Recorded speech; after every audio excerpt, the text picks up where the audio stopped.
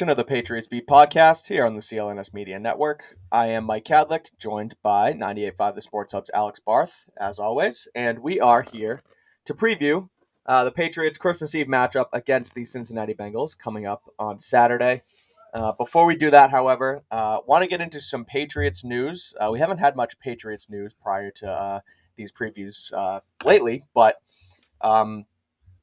first thing I want to talk about is Bill Belichick this week he's been rather non-committal to Mac Jones as the Patriots quarterback the rest of the way here. He was asked yesterday if Mac would be starting these next 3 games, and all he basically said was, we're just worried about Cincinnati. I don't know what to make of it, Alex. It kind of seems like Belichick just sort of doing his, I'm not going to get into that nonsense, we're just here to play the games. But at the same time, he's talking up Joe Burrow like crazy. He has had this mantra of Mac's our quarterback basically ever since they cut Cam Newton. And that's changed drastically. Again, this year with Bailey Zappi and especially now when it comes up. But what do you think of this? Is this just Belichick not giving in, or is there something to this? I think Bill's fed up with the whole situation. And the whole situation, just dealing with a team that's not performing up to the level, right? Right.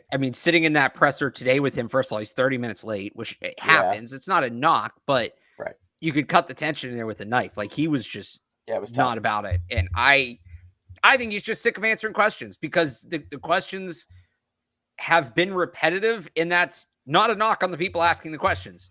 The issues for the team have also been repetitive. And so naturally you get repetitive questions.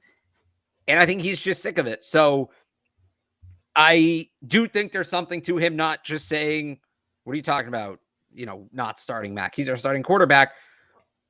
But I also just think that he's not giving those press conferences a ton of attention right now. Right, yeah. Yeah, he's just over it. It's interesting, though, because if they're really going to make a move off of Mac Jones, this is not the time to do it. No, it would make absolutely no sense. It would. Well, right. So here's what's tricky. And regardless of what you think of Mac Jones, and here come all the people in the comments saying I'm a Mac apologist. I need to get over it. Mac's the worst quarterback to ever play in the NFL when he's not even the worst quarterback in his division right now. If you move off Mac Jones now, that's it, right? He's done. There's no coming back from that. You're giving up on Mac Jones. And then it's back into the quarterback carousel this offseason, which I've said before and I'll say again is the last place you want to be. Right. It is this is not a great quarterback class coming up. It's not, this is very not top heavy. It's very top heavy. Even at the top, I think there's questions about Bryce Young and CJ Stroud. I really think there Bryce are. Young. I think Bryce Young's going to be a stud. We're going to get into that plenty of times here, but I do too. I don't think he's at that Trevor Lawrence level, right? I don't think he's one of these. I don't know that I take him first overall. It depends on the team. I really like Will Anderson. I do. I'm a huge fan of his, but we'll do all that down the road. Right. After those two, who even if the Patriots lose out, they're not getting that high in the draft. They're just not. Right. It would just be a really weird time to move on from him. And for the most part, you give a young quarterback 3 years, unless it's an absolute unmitigated disaster. Here's what I'd say. Kind of what we're looking at here, Barth. It's not Mac's fault, but... Well, here's the other side of it. Look at the whole picture, right? Right. Was last year an unmitigated disaster? No, he took them to the playoffs. So, and no, it proves my point exactly what you just said. You go from a year where, yes, he kind of fell off at the end, but he was never as bad at the end of last season as he is now. Right?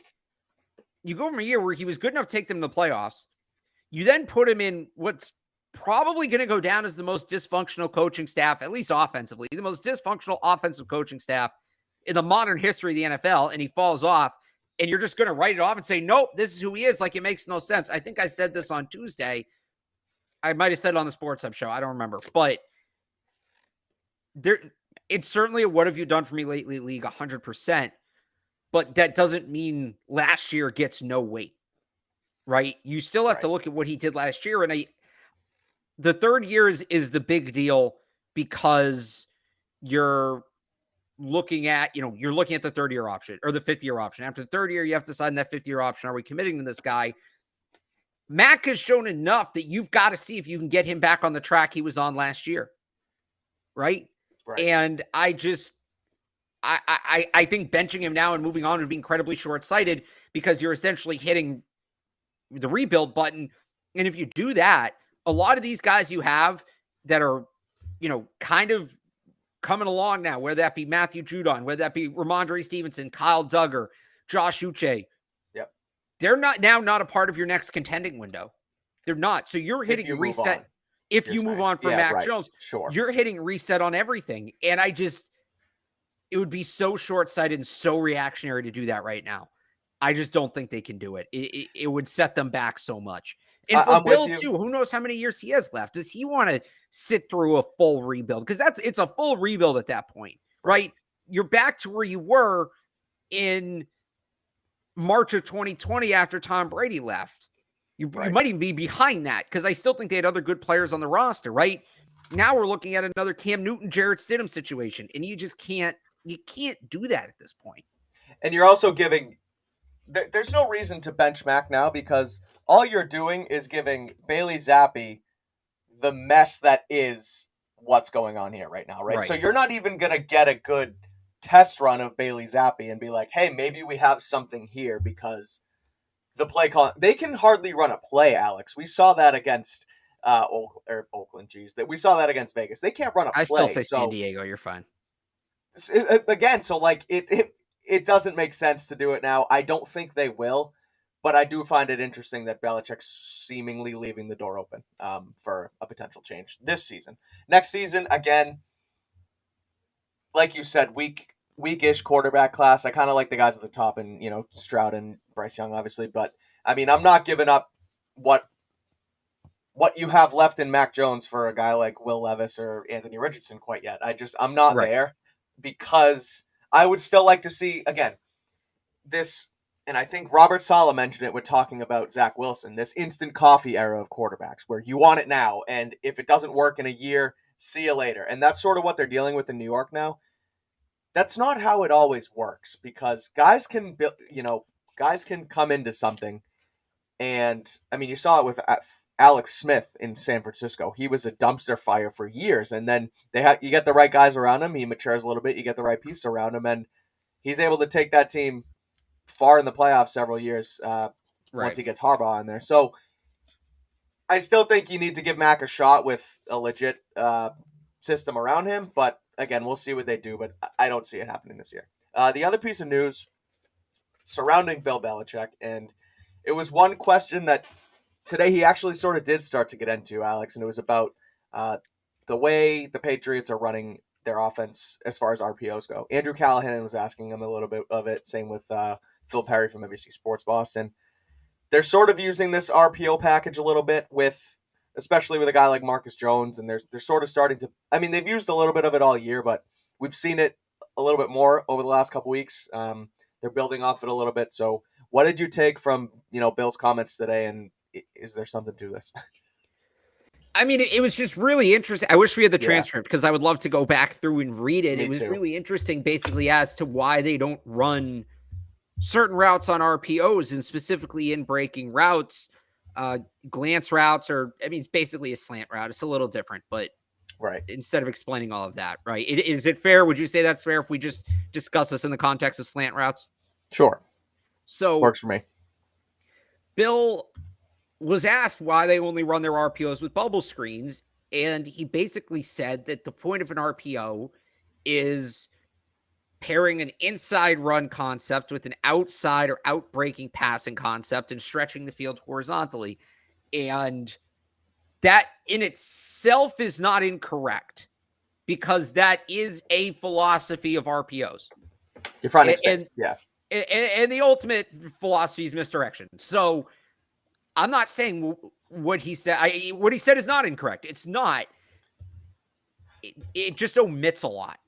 It does. Right? I'm with you. When I heard this too, and you can keep going, but when I heard this too, it doesn't make sense. And then they kind of asked him, well, why can't you mix an outside run with an in-breaking route, and you can do that. The Niners do this a ton. I did it in college. It works all the time on Madden. Yes. We got way less relevant there as we went on. Yeah, I know, right? But like their point still stands. Like you can go stretch left with the slant from the right side coming over, and you're pulling the defense that way. Yep. And read the backside backer. Bill and go watch it. Bill's press was on YouTube and it's on the Patriots website. Whatever. I am paraphrasing here a little bit, but basically said that, well, that's play action. If you're trying to create motion to throw behind the defense, that's play action, which again in itself isn't incorrect. But you can also, a play can't be, you can't have a play that's a play action RPO. Like that doesn't make sense because play action by definition is a fake handoff designed pass. Like a play action play has to be a pass. It cannot be a run. Right. If the quarterback is deciding to hand the ball off or throw it, now it's an RPO because there's both options there, but it can't be play action because there's a run element involved in play action doesn't have a run element. So like maybe it's a terminology thing. Like I'm driving home, I'm thinking about this. Maybe they call certain RPOs play action. Like maybe that's what, because this has happened in the past where we talk about something externally and we ask Bill about it and there's this, or one of the coaches about it or a player, and there's this sort of disconnect. And then later we find out that it's basically just them calling one thing something else or us calling one thing something else. So it would be a really weird thing to do on their part, like terminology wise. And some of this too is just Bill Belichick BSing, right? Which is what he always does at press conferences, what every coach does at press conferences. Right. So maybe he's more so Bill than others, but continue. Right. Maybe he's sort of BSing around it. Maybe there's a terminology issue here, but if you take what he said at face value, it kind of explains why their RPO packages isn't that big because they don't view RPOs in the same way other teams do. They view it as a much more limited concept than 100%. Most other teams do, because most other teams will throw slants off of that. You can throw fades off of it. You can throw hitches off of it. You can pretty much throw any single breaking route. You're not going to throw a double move because the ball needs to be out quick. And that's a whole, tenet of the concept. The ball has to get out quickly, but you can throw pretty much any route. Now there's certain things you wouldn't pair, right? You wouldn't pair an RPO halfback dive with a slant from the slot because, like Bill said, you would be packing everybody into the middle of the field. Right. You can't just do whatever you want. You can't just pair run A with run B or pass B and suddenly it's an RPO. But the specific examples he was given, I don't think applied there. Yeah. So again, I'm really interested to go back and read the transcript, but it was very confusing and it explained a lot all at the same time. Because it feels like they're trying to run these new era of football schemes without actually having the full understanding of it. Because they've never ran this stuff before, and all of a sudden you're trying to do it with guys in place like even Bill Belichick and Matt Patricia, who never mind haven't done offense their entire career. They haven't run these RPOs and these new concepts. And so it's like it feels like it's limited because they hardly understand it themselves. So my question becomes, this is one of the first questions I had, and I texted this to Evan, actually. I meant to text you. When they see this stuff on tape from the opponents running it, right? What do they think it is? Because if like that slant RPO, and I think Miami runs stretch off of it. They might run something else, as the run concept paired with it. But sure. I mean, how many times have we seen that quick slant RPO from Miami kill the Patriots? Right. So it happened week 1 against Jalen Waddle. Goes for 6, easy money. Yeah. Right. So I guess what do they think that is when they watch that on tape? Do they think it's play action? Like, how do they evaluate that? And is this why they have so much trouble stopping it? because they don't, and this goes back to obviously before the Patricia era, but they don't seem to view it the same way that everybody else does. So again, that goes to where it sort of explains some things. Like I'd be interested to see, and we may never know this, but when Bill sees that play on tape, right? What does he call that? How do they log that? Do they log that as play action? Do they log it as an RPO? And he was just totally bullshitting us today. Like, what is that? Well, I see in the chat too, someone saying, you think they don't understand RPOs? Like, I mean, again, Bill Belichick's one of the smarter coaches in football, and he always has been, and he forever will be. To say the game's passed him by could be a stretch right now. But it's starting to look like that week after week. Like, they're just not... I mean, I keep going back to it. They couldn't even run a play last week. Like, they literally had hard times running play. And whether that's because of the concept, whether that's because of discipline, whether it's everything in between kind of all mashed up together, we give Bill Belichick all this credit when things go good. You have to be able to slam them when things aren't going great either. I would also say it's not that this is why I'm so confused. I agree with the person in the comments that, right. Bill's seen every concept in football. He isn't confused by an RPO. Like, I don't think he would be. But what he said today doesn't make a lot of sense, right? 100%. What he said, and so that's where I'm confused. Like, right. I'm not saying he doesn't understand it. I just think he views the philosophy differently at its core than maybe the people the more modern coaches who, like, Bill didn't come up with RPOs. Right. Those really kind of came into the league like 10 years ago, and that might be stretching it a little bit. I was thinking more like 5. Yeah. Right. So you have coaches who have developed in this RPO NFL. Bill hasn't. Maybe he just views them categorically differently than these other coaches do. Right. For better or worse. That's kind of, I don't think he sees it, goes, oh my God, what's that? And like, he can't wrap his head around it. Not right. that. I do think he understands it. I just think he views it differently at its core than maybe some younger coaches do. And that could skew the way they maybe defend it as well, or the way they run it. Yeah. Since we're going into the comments, because I've seen this one guy ask this like 5 times. Why don't the Patriots trade their first round pick for Jalen Ramsey? One, they don't need a corner. Right. Not that badly. It's not they do, but it's not their biggest need. 2, have you watched Jalen Ramsey this year? Yeah. He's not been good. No, he's not great. There's a reason the Rams are already out of the playoffs, and he's played a factor in that. So I normally don't just like randomly pull comments out of the comment section, right. But that one shook me up a little bit. Would I take Jalen Ramsey here? Sure. Would I trade a first round pick for him? No. No. That's going to be crucial, especially again, we'll talk about it as this show goes on and the weeks go on. I think the Patriots are more likely to finish 7-10 than anything else down the stretch, so they're going to have a decent draft pick. They're not trading that for Jalen Ramsey. But so yeah, that's that. That's the RPO stuff. Before we get, or do you have any more? No, I think that's it. All right, cool. Before we get into the Patriots versus Bengals here, I do want to talk about LinkedIn Jobs. These days, every new potential hire can feel like a high-stakes wager for your small business. You want to be 100% certain that you have access to the best qualified candidates available. That's why you have to check out LinkedIn Jobs. LinkedIn Jobs helps find the right people for your team faster and for free. We use LinkedIn Jobs here at CLNS Media, and we can't recommend it enough. It's super easy to post your job, then just add your listing and the purple hashtag hiring frame to your LinkedIn profile to spread the word that you're hiring. Simple tools like screening questions make it easy to focus on candidates with just the right skills and experience so you can quickly prioritize who you'd like to interview and hire. As we inch closer to 2022, now's the perfect time to add the right team member and end the year strong. It's why small businesses rate LinkedIn Jobs #1 in delivering quality hires versus leading competitors. LinkedIn Jobs helps you find the qualified candidates you want to talk to faster. Post your job for free at linkedin.com/beat. That's linkedin.com/beat to post your job for free. Terms and conditions apply.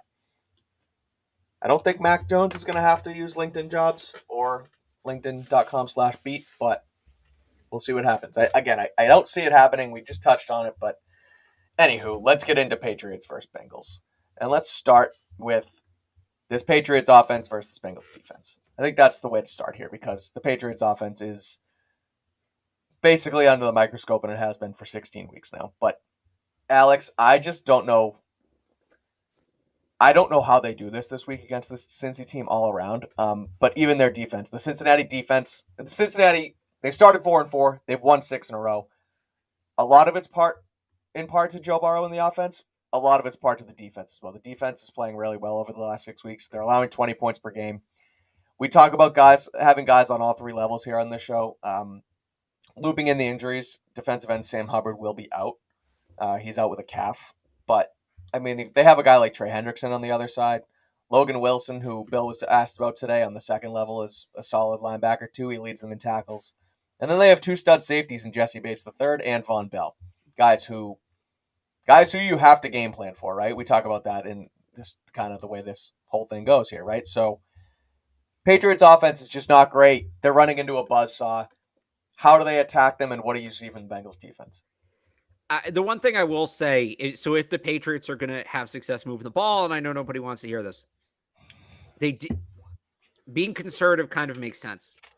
The Bengals are a very aggressive defensive unit. They're going to go out there. They're going to hunt turnovers. Like that's what happened last week, right?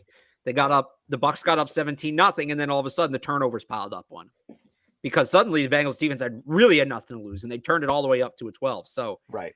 The screens, the draws, like that. Here we go.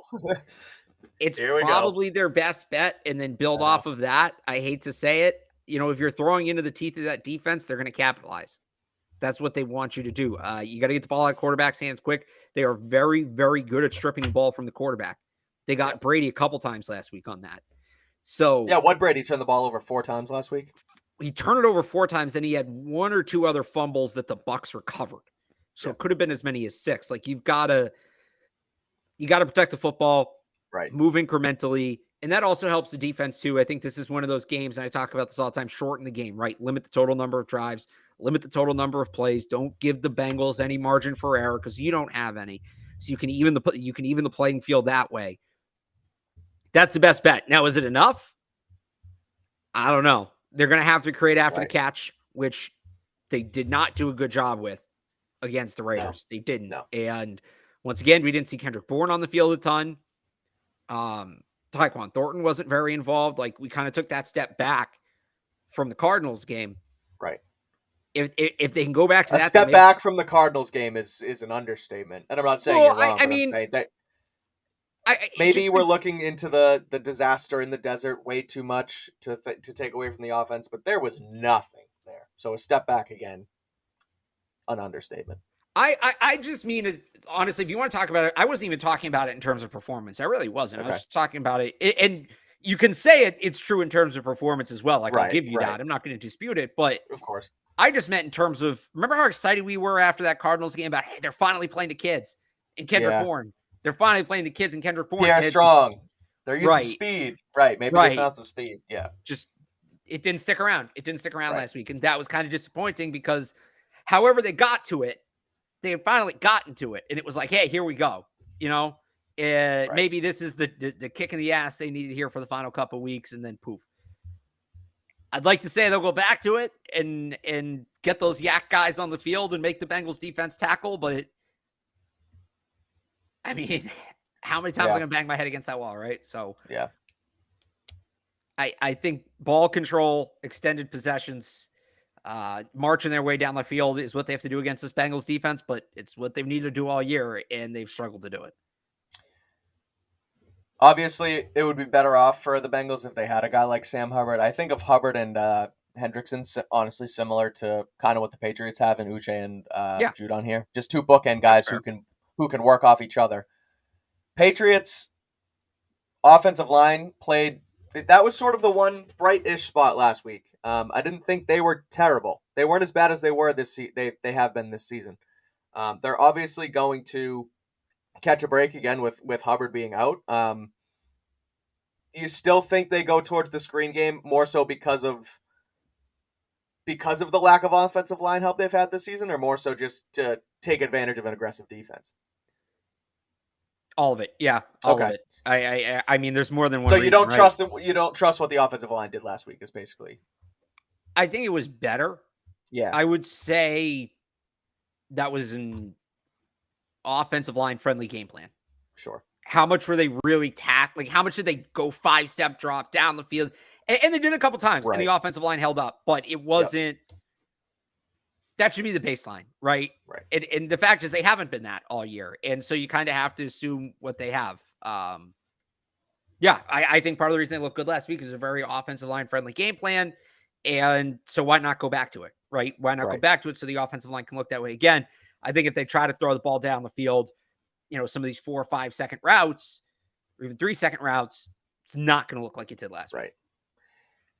Looking still at the injury report and looping that into it here is the Bengals have, looking at their cornerback room specifically and their secondary overall, but they don't have many safeties banged up. Like, you have Eli Apple, Cam Taylor-Britt, Mike Hilton as sort of your 3 guys that you're playing at corner. Yeah. And then also Jalen Davis. Jalen Davis and Taylor-Britt are both questionable. If they're banged up, I know the Patriots are banged up as well. Especially Devontae Parker's officially out, by the way. He won't play along with Joe Cardona, and Jalen Mills is also out. So we'll get to that disaster of what might happen on the Patriots defensive side of the ball. But looking at sort of how the Patriots can match up with the wide receivers they have versus the Bengals secondary, what do you see? Because again, Jesse Bates and Von Bell are studs. And yeah, I don't know how they'll play it exactly. I wish we could have got Trags on here to kind of give us the insider on sort of the Bengals philosophies this week and stuff. But what do you think about just the Patriots wide receiver core against their secondary? I mean, the Bengals are going to go too high. They want you to throw the ball underneath. Or sorry, they want you to throw the ball deep. Like they'll give you underneath. They'll give you underneath, yeah. Right. They want you to throw the ball towards those safeties. It sounds like all those corners are going to play, I believe was the report this morning. So, like, I think, Jacoby Myers, we know he can get open. It's mostly smaller guys. So, again, I like that ability to pick up yards after the catch, but I just don't. It's the safeties that make it scary, I guess. Right. I think the corners are who they are, but those safeties are back there lurking, and they got a bunch of ways they deploy those guys. That's more what makes me nervous. If you can figure out ways to take the safeties out of it, which again is not, getting too far into that intermediate and deep part of the field, I think the Patriots can win some one-on-ones. Right. But if you're going to operate that way, that means you have to be consistent in sustained drives and not take penalties, which is a lot for this team right now. Cincinnati also has a top 10 run defense in terms of yards allowed per game. They're allowing. Yeah, they're going to have to throw the ball in this game. I was going to say they're allowing just over 100 yards per game on the ground, which, I mean, I'm just looking at the top 10 now, and it's like 100 yards per game at this point is really good to hold the backs to. I mean, San Francisco holds to like 75, but that's just a different breed out there on the West Coast. Yeah, I mean, that team's absolutely potential stacked. Super Bowl favorite. Right, even with Brock Purdy at the helm. So, but again, Ramondre goes for 172 last week. It's completely overshadowed by the end of the game, but 19 carries for 172 coming off an injury. Do they have a chance in the run game because of how good Ramondre is, or do you still think it has to be pass heavy because of that dominant run defense? Because I think Ramondre's shown that you can still use him and succeed with him against a solid run defense. So do you think they steer away from it, or do you think they still try and ride him? No, they're going to do what they do.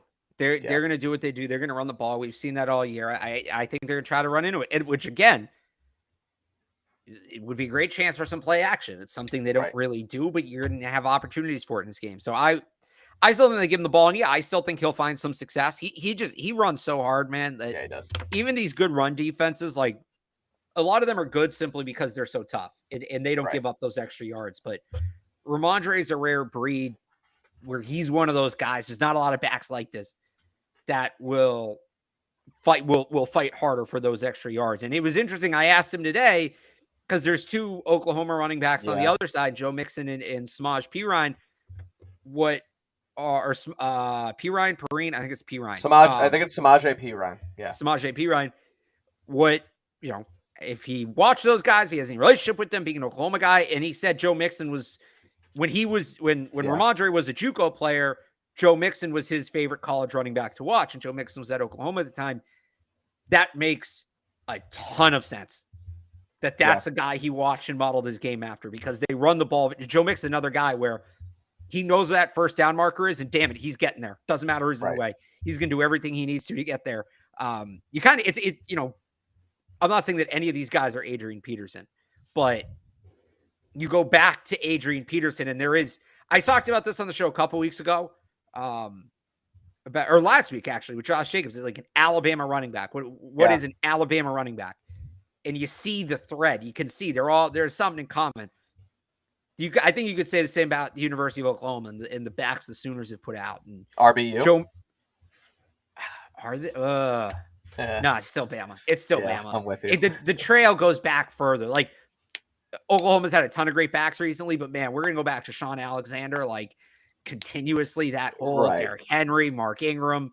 I mean, even guys like TJ Yeldon and like some of those other guys, right? Like, there was just so many that got there. Yeah. Yeah. But Oklahoma's had some great backs the last couple of years, and Trent Richardson. They all have that. Glenn Coffey. They all have that same thing in common, where they're all very versatile backs. They all run very hard. They all play.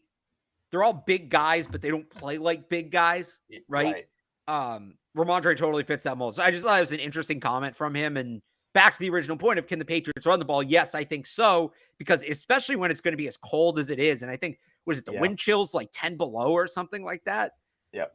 When you get down there, tackling really is just a want-to thing, because it freaking hurts when you're running into a guy full speed at that temperature and your body's all frozen. And Ramondre talked about this a couple weeks ago. He, as much as he personally hates the cold, he said he likes playing in the cold because he knows those defenders don't want to tackle as much. Right. I think he comes out juiced up for this game. I think he comes out with his hair on fire, keeps the motor going, and I think he could make an impact in this game, as good as the Bengals' run defense has been. It's funny you mentioned when we were there and you asked about the Oklahoma stuff. You know, a guy like Samaje Perine, who I remember him and Mixon together. They were together at Oklahoma as well, because they played together with Baker Mayfield. And I just remember, you thought of it as Perine's the not the bell cow, but the big back who just you slam the rocket with him, and Mixon's sort of the flash in the pan, throw a swing route to him, and he goes for 80 yards. But it seems like the way the Bengals use him, and when Mixon's hurt as well, he racks up receiving yards and receiving touchdowns for them. So again, I didn't really think of it until you asked it today, but him and Ramondre are definitely that same build, right? Where it's like you think they're just a ground and pound guy, but you can get them the ball in space. And Ramondre's talked about it ad nauseum this year, just how hard he worked to become a receiving back this offseason. Yeah. I mean, those guys have it, man. Those RBs at Oklahoma. So thought that was a good question by you today as well. So, and I'll just add real quick, if you're not sold on Pierre Strong, or if you think the Patriots need to add another pass catching back, I thought he was going to come out last year. I was all excited. He stayed in the draft. He's coming out this year. Eric Gray from Oklahoma is a guy I'm going to be a big fan of this year. I'll tell people that right now. So if you want to watch some fun running back tape, go check it out. The train keeps going. Eric Gray is another good one. Any more thoughts on the Pats offense versus the Bengals defense before we shift over to yet another disaster class, which might be Joe Burrow against these guys? No, I think I'm good. Cool. Well, before we get into it, I do want to quickly give another shout out to our friends at Rocket Money, Alex, because if I can find this here. Do you know how much your subscriptions really cost? You probably don't, as 80% of people have subscriptions they completely forget about. Most Americans think they spend around $80 a month on subscriptions, when they actually spend closer to $200 or more. It could be an unused Amazon Prime account, a Hulu account, ESPN Plus, whatever it is. It never gets streamed, and they're just draining your bank account. You could be wasting hundreds of dollars each month on these subscriptions, and you don't even know it. That doesn't happen to me anymore, because there's an app I use called Rocket Money. It used to be known as Truebill, and I love it. Can't get enough. It shows you all your subscriptions in one place, and then cancels for you whatever you don't want. Rocket Money can even find subscriptions you didn't know you were paying for. You may find out you've been double charged for a subscription, and you didn't even know it. To cancel, all you have to do is press cancel, and Rocket Money takes care of the rest. Get rid of useless subscriptions with Rocket Money now. Go to rocketmoney.com/PatsBeat. Seriously, it could save you hundreds per year. That's rocketmoney.com/PatsBeat. Cancel your unnecessary subscriptions right now at rocketmoney.com/PatsBeat. So I prefaced the Pats offense versus the Bengals defense as sort of something that could turn into a disaster, mainly because of the Patriots' struggles on offense. as we talk through it, and the more I think about it, that's not the story in this game. I don't think. I really think Yeah, it's. I was tempted to push back when you said that. Yeah, it's. As I prepped for the show, I was kind of just I was thinking just the way the offense is for the Patriots, a disaster. That's what it is. But man, the way this is coming together with the Bengals winning their last 6, Joe Burrow playing like an MVP, scoring 26 points per game, winning 6 in a row, versus this Patriots defense that Jalen Mills at corner is out officially with a groin again. Jack Jones is questionable with a knee, and John Jones is questionable with a chest. They were limited today, so those are up in the air here. The Bengals have Joe Mixon, they have Jamar Chase, they have T. Higgins, they have Tyler Boyd, they have Hayden Hurst, they have Samaje Perine. I could keep going. Their offense is absolutely stacked. Alex, I don't know how they stop these guys, and we'll talk about it in sort of predictions and how the Bengals are only 3-point favorites in this game, which kind of blows my mind. It feels like a trap game. It's one of those things where bettors talk about it, how somebody knows something or there's something in the air, and it's Bill Belichick versus Zach Taylor, and I just don't see it. I don't see how they're going to stop these guys on offense. What do you think? So I actually understand that spread a little bit. First off, you get 3 points as the home team by default gets 3 points. So they really think that on a neutral field, the Bengals are a touchdown better than the Patriots. I think the weather factors in. I know, but the other thing I'd say go ahead. Is when the Bengals offense has struggled this year, it's been because of pass rush. Joe Burrow is still a little twitchy under pressure, and he's not as bad as, a guy like Zach Wilson or, some of these other younger quarterbacks in the league, or even Kirk Cousins, who sucked under pressure this year. But he's not handled pressure well, especially when it's coming right at him. He's had 19 passes batted down at the line this year. Not only is that a league high, his batted pass percentage, which is just over 5%, is actually the second highest. If it finishes at that number, would be the second highest in the league since 2019 for a single season. Only Baker Mayfield's been higher, and Baker Mayfield's not tall, right? That makes sense. Kyler Murray, percentage-wise, has had less passes batted down than Joe Burrow. And a lot of that, I shouldn't say batted down, batted, because a lot of those have actually been batted up and turned into interceptions. Sure. So the Patriots pass rush is the leveler here, because they're not going to let Joe Burrow, as long as they keep it going, light them up. They're not. They're going to be in his face, and the Bengals offensive line is a lot better than it was last year, but that's not saying much. It was atrocious last year. Shout out Teddy Karras. He's a big reason why they've been better. They miss him. Great guy. Them continuing to push the pocket is going to give Burrow happy feet. He is going to struggle with that. The question to me is, can they do it for 60 minutes? Because what happened last week was they put so much on that group. In pass rush, I don't want to say you don't go 100% on every play, because you do go 100% on every play. But you scheme it differently. Right. It's, you might have one move that's like your go-to move as pass rusher, right? You might, for a couple of plays, you don't run that move. You run a couple different moves that look like it, and you're setting up for when you get to a gotta have it down, that move hits, right? But they kind of go, 3rd and 10 for the game throughout the whole game. That's what they did last week against the Raiders. And what happened was at the end of that game, all the gotta have it moves were gone, and they were a little spent, and they kind of went more vanilla. Some of this is the play calling too. And it's kind of chicken or the egg. Were they more conservative because, they had to call it more conservative because the players were gassed, or did the players look more conservative because of the play calling? Who knows? But they didn't have it there at the end of that game, right? And you can't give the Bengals an inch, because they could pass rush for 50 minutes. If they start to fade in those last 10 minutes, based on what we've seen from this offense, the game's probably still close enough that Burrow and that offense can use those last 10 minutes to pull away. Right. That's what I think you're afraid of as a Patriots fan. If the pass rush can bring it for 60 minutes, they are going to give Burrow fits in this game. It's been, again, he hasn't been Zach Wilson level bad, but he's not. It's like a 30-point drop off in QBR. It goes from or in passer rating. Sorry, it goes from like 120 to 90. So they can mitigate him a little bit, but they've got to keep doing it throughout the game because, like you said, Right. in the secondary, they're banged up, and the Bengals are big receivers, right? T. Higgins is 6'4". Tyler Boyd's, 6'2", 6'3" in the slot. Jamar Chase is somehow only 6'1". I thought he was 6'4". He plays 6'4". Yeah. And with Jalen Mills out, you're talking about, 5'10" Jonathan Jones, 5'8" Marcus Jones, 5'8" Miles Bryant.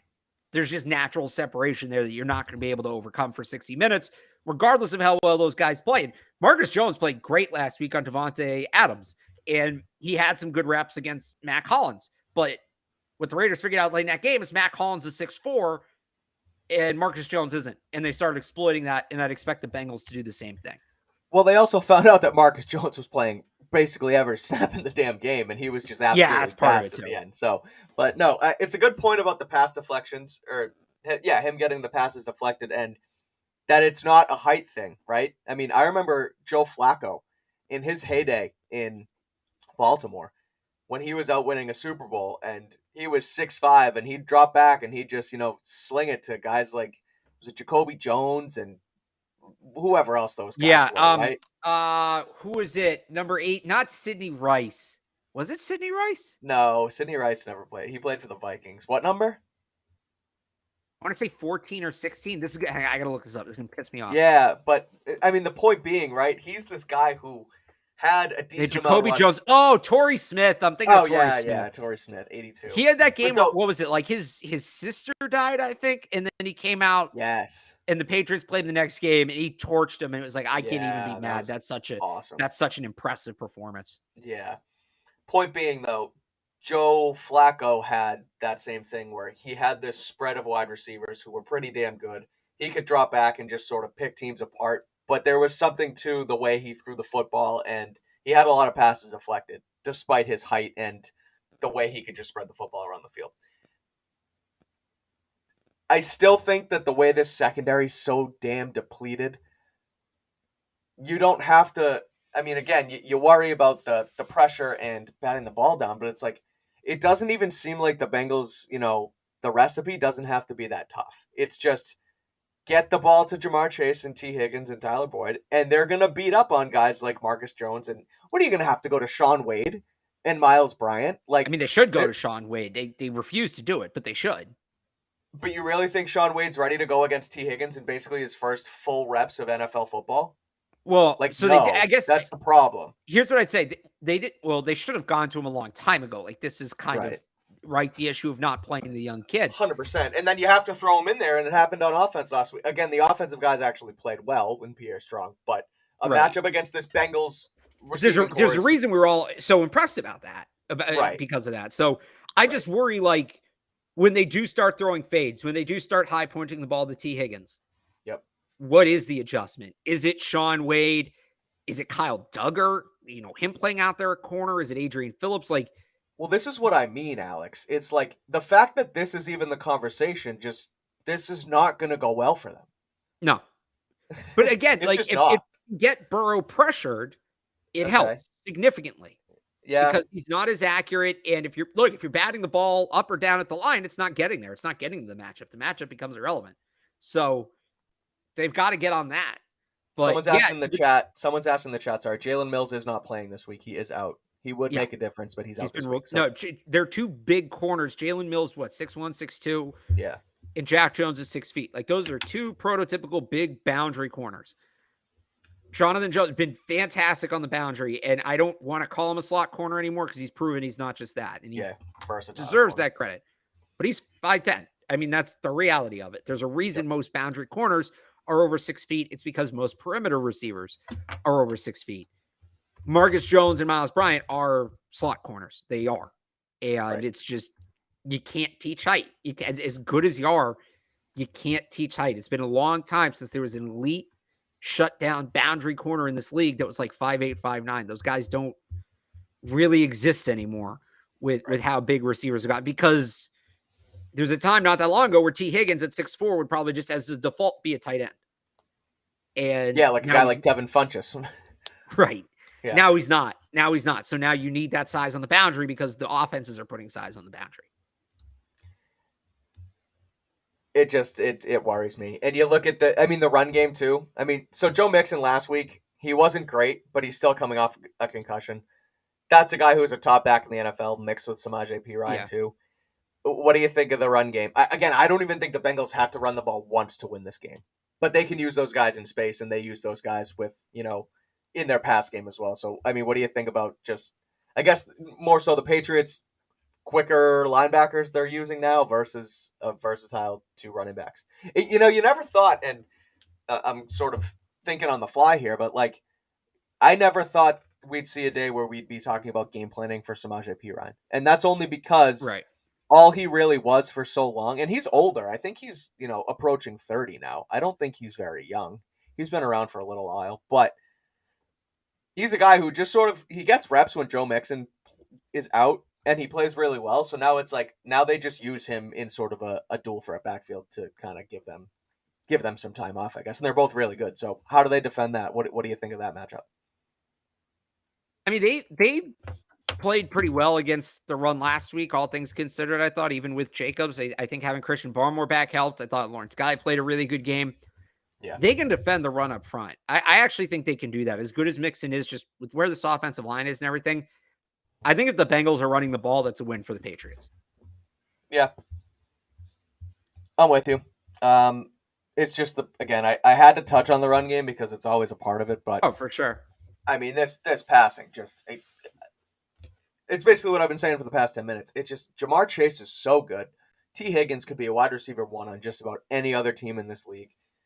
When Tyler Boyd is your third wide receiver, that's when Tyler Boyd, again, could be a guy who would be a wide receiver 2, fringe wide receiver 1 for maybe 10, 15 teams in this league. He's a guy who he was so good there for a while, and then they brought in Higgins and Jamar Chase in back-to-back drafts, and he's fallen down the depth chart in theory, but he's still so good. Well, he's such a prototypical big slot, and he's exactly I think what you look for in that big slot receiver. And totally, they've done a great job of kind of like you said, he's fallen down the depth chart, but they've kept him involved, and they've done a great job of carving out a role for him and creating a role for him where he makes as big of an impact as any of them.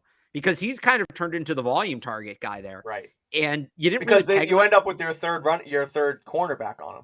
Right.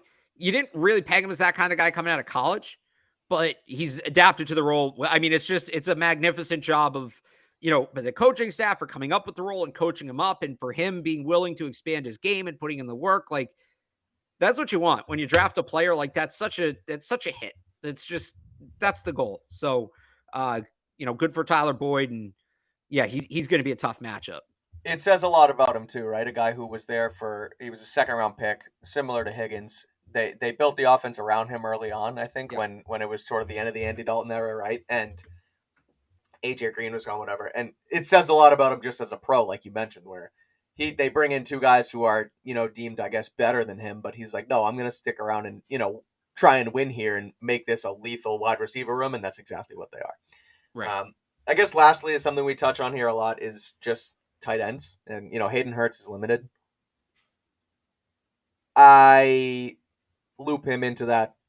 We've talked about it here before, but the Robert Tonyan category, the Tyler Conklin. You just have Travis Kelce and then just every other tight end in the league kind of, don't you? Well, that's sort of what it is. And I guess that's more so a fantasy football view of it. But do you play fantasy football? No, I hate fantasy football. Interesting. It's not representative of real football. It's not. Very much not, and it bugs me. What do you think of Hayden Hurst with Kyle Duggar here? Because I think Kyle Duggar can lock him down 1-on-1. Yeah, but if they have to use Duggar elsewhere, then that creates a problem in itself. I think Kyle Duggar or Adrian Phillips could handle that matchup. Hayden Hurst he overpowers a lot of safeties. That's his game. He's a big, powerful guy, but Patriots have these big, strong safeties, right? That's their type. Duggar, Phillips, Jabril Peppers. So Hunter Henry doesn't. They have so much depth at receiver, and they have so many big receivers. The teams are using up their big corners. What did I say? Hunter Henry. Hunter. Double H, same game. Tight end, yeah. they have all these big receivers, and teams are using up all their size to cover these big receivers. I think Hayden Hurst kind of gets lost in the game plan, and he finds himself on mismatches. The Patriots defense is actually uniquely built where I don't think they have to worry as much about that. So good player, good fit in the system. I think the Patriots are built well to take him away in this matchup. I'm with you. I do want to push back on the tight end rankings because we have Mark Andrews in that top tier, and Darren Waller's scary in that top tier. And again, Kyle Pitts is someone who struggled because Arthur Smith seems to not want to throw him the football, and now he's that's a on injured usage reserve. thing. Do you remember that year? What random tangent? But the Falcons. We love random tangents here. Do you remember that it was one of the years Sark was there? Julio Jones had 7 targets in the red zone all season. Do you remember that? And I'm pretty sure he caught 6 of them for touchdowns. But I think one of them was when he mossed Malcolm Butler in the rain game here that time. Yeah, it was that year. You're right. Yeah. It was the year after because Shanahan left and Sark replaced him. You're exactly right. Like, and I've always I have a friend who's a Falcons fan. I bust his balls about that all the time. Mm-hmm. And now with Kyle Pitts, like it's a different coaching staff, like altogether totally different administration. Yeah. But they're still doing it. Yeah. Like, is it just a Falcons thing? Like, it's just mind blowing to me. So I think Kyle Pitts rules. I think he's a really good player. I love that draft pick. Yeah. And then they go out and they draft Drake London. It's like, well, draft somebody who's like small and quick. I know. And besides that, I thought they killed the draft. I know we're doing Falcons beat right now, and it's weird, but I'm sorry. This is like one of my favorite to the Falcons beat podcast. Yeah. But it also kind of proves the point we've talked about with the Patriots. The coaching staff can make the talent of the players irrelevant. You look at that and say, well, he has no catches in the red zone. Julio Jones must suck in the red zone. No, like clearly he doesn't. Right. Nobody who watches the games would say Julio Jones sucks in the red zone. He is one of the greatest red zone receivers this sport has ever seen, which makes it all the more perplexing. You just got to throw him the damn ball. That they threw him 7 targets, and it's not like they weren't getting down there. They just weren't doing it. Right. They were running the ball, or who was their slot guy that year? They kept throwing it in the slot. They kept trying to run like Diggs and turn him into Edelman, and it just didn't work. Yeah. Who was it? That's going to kill me. It wasn't Russell Gage. Was it? Could have been. Who else did they have? It was Calvin Ridley. No, it wasn't Calvin Ridley. I would remember that. Oh, okay. No, so Calvin Ridley was on the boundary opposite Julio. Oh, it was Marvin Hall. Oh, that's so stupid. Yeah, let's scheme it up for Marvin Hall in the red zone. Like they also had Mohamed Sanu. They had like decent receivers. Oh yeah, that was when they traded for Sanu, I think, right? That was the year. No, they traded for him in 18 because it was 19. They traded for him in 19. Oh, okay. Well, anyway, Nikhil's rookie year because Nikhil got anyway. We don't need to revisit that. Yeah, no, yeah, this is good stuff. But how did we start this? I pushed back on you saying that I only have Travis Kelce. And we're talking about, and then we're talking about Kyle Pitts. Yeah. That was a great Kyle Pitts tangent right there. Yeah, that's good stuff. Anyway, yeah, they're gonna have a hard time. To wrap it up here, I sort of mentioned it earlier, but as a bettor, the Bengals -3 line kind of makes me think. I know you said a touchdown better. I still feel like the Bengals are a touchdown, a lot more than a touchdown. Isn't there something about like not betting on games with weird weather though? Yeah, but it makes it all that much more fun. Anyway, I would go with. I think the Bengals are going to win. You can read my full prediction on CLNSmedia.com, but I don't think it's going to be that close here. Frankly, Alex, I think that the Patriots are sort of down for the count. I think the Bengals are continuing to try to prove something. They want to win that division. They want to go back to the Super Bowl, and they want to win it this time. The only way they do that is if they keep building off what they've already done this season. I think Joe Burrow is the MVP. Jalen Hurts being hurt.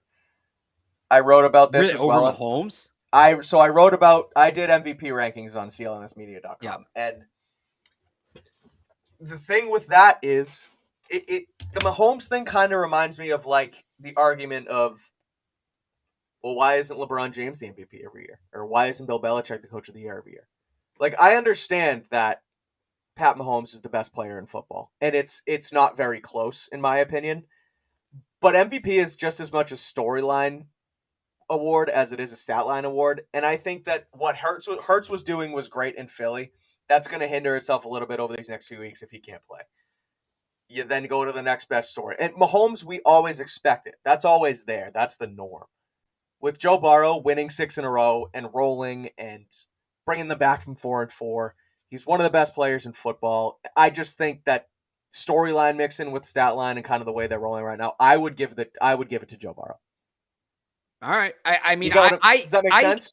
I hate that concept. I think if you're deserving for it, you should get it. I hate the idea that, like, well, yeah, it was a great year for Tom Brady, but, like, did he go in above and beyond Tom Brady standards? Who cares? Why is he judged differently? Right? He's better than everybody else. Award him for it. As much as it pains me to say it, I say the same thing about LeBron, or I said he's probably a little past that. Yeah, he's now. a I little don't think past he's it the now, best but player in the league anymore, but there was that time where, like, he was clearly better than everybody else, but he never won it because it was like, well, this is what he does every year. He's not yeah. like, it's not like, so I would give it to Mahomes. Granted, I think it's still open. Like, I'm not saying right now Mahomes has locked it up. I think it's wide open. If I had to vote today, I would vote for Mahomes. But if Burrow lights it up the last 3 weeks, right, I could very much be swayed because you close on 11 straight wins, right, is what it would be. They've won 8 in a row, right? They've won, Or no, is it they've won 6? 6 in a row. They've won 6, 6. so it would be 9 in a row. You close on 9 straight wins. You're throwing the ball over the yard. Like, I'm not against it. I just think right now, I think right now it's Mahomes, but there's room for Burrow to win it.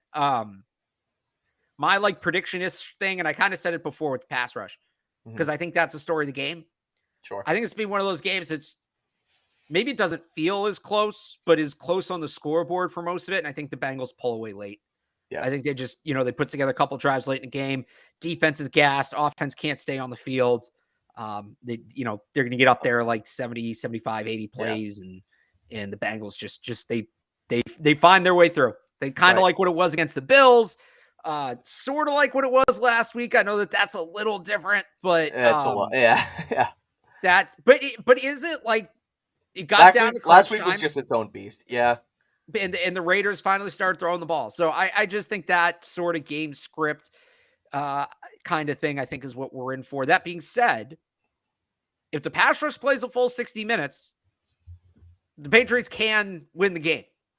The pass rush has to play a full 60 minutes, which they can do. Will they do it? We'll see. But they can do. Story of the game here, in my opinion, is Bengals receiver throws a banged up Pat secondary, and I think it's just too much in the end. That's sort of where it is. So I think we're kind of saying the same thing. In a way. You're saying that the Bengals receivers will dominate the Patriots corners, and I'm saying if the pass rush gets to Burrow enough, it takes that matchup out of the equation. Sure. Right. So again, we'll see what happens. We're both making the same argument in different ways. The staple of this show. Yes. Arguing for the sake of arguing. We'll see it on Saturday, Christmas Eve. We got one. There's one more key to this game too. Yes. Joe Cardona's out. It's actually out for the year. He is. Reese just reported that he's out for the year. So it's going to be Tucker Addington.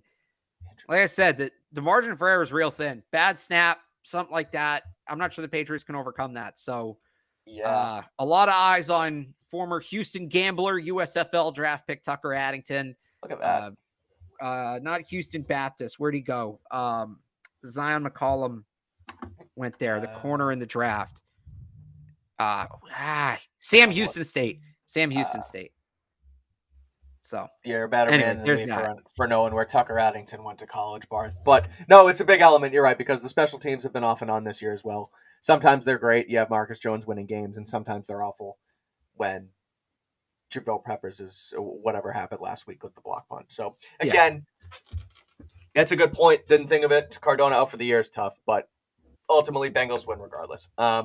Let's close this one out as we always do on Thursdays with a Thursday Night Football prediction. The Jaguars are at the Jets. This is an interesting one. The Jets are still fighting tooth and nail to try and make it into the playoffs. Zach Wilson is starting again. It's a pick'em, so it's even matched. The Jaguars are rolling, and they have a real chance to make the playoffs here because not only are they rolling and Trevor Lawrence is playing like the number one pick that he was last season, but down in Tennessee, Ryan Tannehill's out for the season for the Titans. So they're rolling with Malik Willis all year. I believe the Jaguars are 1 game back of the Titans right now. I think they're tied. Aren't they both 7-7? Or the Titans 8-6? I think Titans might be 8-6. Yeah, but whatever it is, the Jags have a real shot here the next 3 weeks to win one more than Tennessee and get themselves in the playoffs. So you never would have thought, if I told you beginning of the season or even at some point last year, that Jaguars Jets on Thursday Night Football would mean a lot in Week 16, but it really does Yeah, to both teams. it sounds like a meme. Like, it's a Thursday night game. Well, I bet it's like Jaguars Jets, right? Exactly. Right. But it But means a lot. What do you think? Honestly, the Jaguars could get in as a wild card team too. A lot would have to go their way, but does 9-8 get you in as a wild card team? It very well might if they win AFC out. is so top heavy, so it could. Yeah. And by the way, I was the Titans are 7-7. The Jaguars are 6-8. I thought they were 7-7 for some reason. Okay. So I don't know if have you seen the weather for this game? Speaking of the weather, I haven't. It's like borderline freezing, big winds, pouring rain the whole night. Like that's the forecast. It's bomb cyclone thing coming in. I'm not picking Mr. Any team, anytime, any place, Zach Wilson in that environment. Yeah. Remember, he was talking about the winds at Gillette. No. Yeah. No, I'm not picking him in that spot. And ultimately, I think the rain favors the Jets because they can do more running the football and they have a better defense. But it was Mike White. I picked Jets. I would. Interesting. I'm not picking Zach Wilson in an inclement weather game. I won't do it. I'll probably be wrong, but I won't do it. I know. I want to root for the Jaguars here because I like Trevor Lawrence, and I think he got the short end of the stick when it came to the Urban Meyer stuff last year. He took a beating, and he's playing like a beast of a quarterback the last few weeks. I'm shamelessly a Zach Wilson fan sometimes. I don't know why I do it to myself. I don't do that. There's no reason for you to do that. But I am. I think he has the tools, and in the spirit of the show, you're going to take the Jaguars, and I'm going to take the Jets tonight. The Jets have a really good defense, and I think you're going to be right. That's the thing. I think you're going to be right. Interesting. I wonder though, like, does Trevor Lawrence play well in inclement weather? Like, he was a Clemson cat. He was bitching. Zach Wilson was bitching about like 12-mile-an-hour winds. No, I don't trust Zach Wilson here. But Trevor Lawrence seems like a game. Look, if he made it through the Urban Meyer era, without his spirit being broken, like he's got to be a gamer, right? He has to be to get through all of that without lasting damage. Yeah, fair point. So. Anyway, I'm trying to think of a bad weather game I've seen him play. I mean, he's in Jacksonville. He's in the AFC South. I don't think there's been a ton of times where he would even at Clemson, like going back. Not really, but cold games even. Has he played in the cold? Like I don't. They came up to BC one year late in the year. I don't think he was. But you're playing right. That game. Oh, you're right. I think he got COVID. Yeah, you're right. Yeah. Anyway, maybe not. When I think of Trevor Lawrence, though, can you think of Trevor Lawrence wearing long sleeves? No, I can't. That's the point. That's I really the thing. can't. Yeah, right. But he still survived Urban Meyer. Yeah, that's fair. Which is as bad as anything. So that's worse than a strong. Let me put it this way: he is a presumed gamer. Yeah. Until he proves me otherwise, I will consider him a gamer, an interim gamer. Well, I like it. Bart's on the Jaguars. I'm on the Jets for this one. I don't like it, but I'm doing it in the spirit of the show. That's that for us here on Patriots Beat. You can follow Alex on Twitter at RealAlexBarth and read all of his Patriots and all Boston sports content at 985thesportsup.com. You can follow myself on Twitter at Mike Kadlick. Read my stuff at CLNSmedia.com. Sports betting, Boston sports, Patriots, all of it. Me and Alex will both be at Gillette Stadium on Christmas Eve to cover this game, Patriots versus Bengals. We will be back next week to break this one down, and we will go from there in what is likely a tumultuous end to this Patriots season. But any given Sunday, any given Saturday, things can happen this weekend. But again, until then, Christmas, baby. Christmas. Miracle. You never know. We'll see. Happy holidays, everybody, and we will be back next week. Again, thanks for watching, and we'll talk to you soon.